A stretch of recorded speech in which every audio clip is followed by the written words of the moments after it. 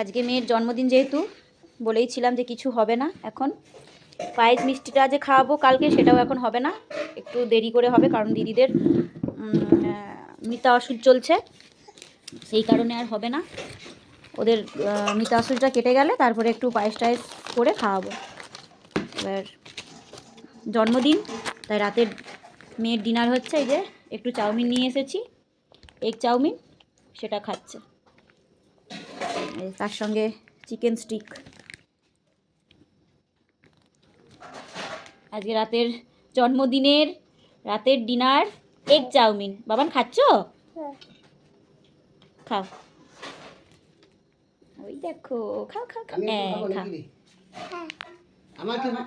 রুটি আছে। সবাইকে গুড নাইট, টাটা। দিদি বাড়িতে ছিলাম তো সেখান থেকে বাড়িতে এসে ফ্রেশ হয়ে গেছি। মেয়ে খেয়েছে চাউমিন ডিনারে এনেছিলাম, তার সঙ্গে আমরাও একটু একটু করে খেয়ে নিয়েছি। তো আমাদের রাতের ডিনার হচ্ছে আজকে ভাত, আলু ভাজা, লঙ্কা ভাজা, কাঁচা পেঁয়াজ, আর সঙ্গে টক ডাল। রাতের ডিনার। আমি যেহেতু সকালে মানে দুপুরে ভাত খাইনি, বাবানের স্কুলের খিচুড়িটা খেয়েছিলাম।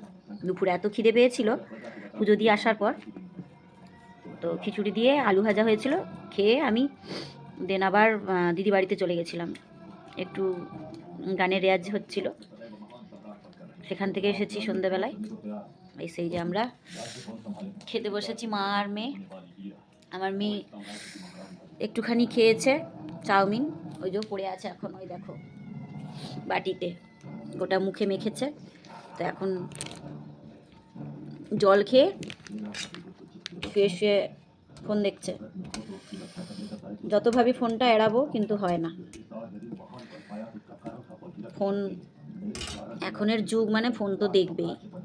তো যাই হোক, ঘুরে ফিরে আবার ঠান্ডা পড়ছে, আমাকে তো ভীষণ ঠান্ডা লাগছে, ভাত খেলে তো আরও ঠান্ডা লাগবে।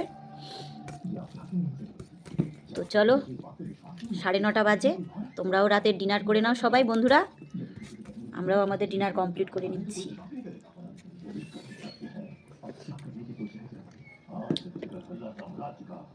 সবাইকে টাটা।